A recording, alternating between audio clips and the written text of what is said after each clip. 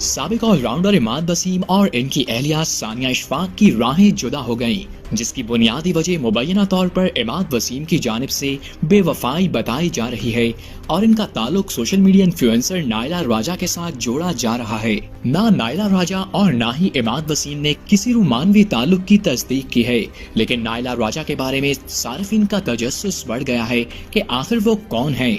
नायला जुल्फ़िकार राजा एक मशहूर पाकिस्तानी वकील, सोशल मीडिया इन्फ्लुएंसर और डिजिटल क्रिएटर हैं।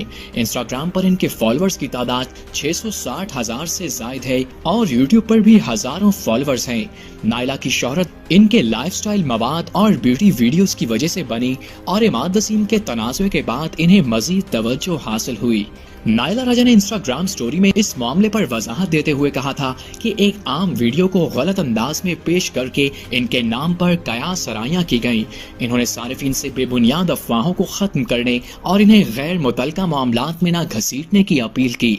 इमाद वसीम और सानिया इशफाक अगस्त 2019 में शादी के बंधन में बंधे थे और इनके 3 बच्चे हैं। ताहम इमाद वसीम ने अपनी अहलिया सानिया इशफाक से तवील अरसे से जारी इख्तलाफात का इतराफ करते हुए तलाक के लिए कानूनी कार्रवाई शुरू करने का ऐलान किया। दूसरी जानिब इमाद वसीम की अहलिया सानिया इशफाक ने सोशल मीडिया पर जारी बयान में मौक़िफ़ इख्तियार किया कि उनका घर बर्बाद हो गया और बच्चे अपने वालिद से महरूम हो गए।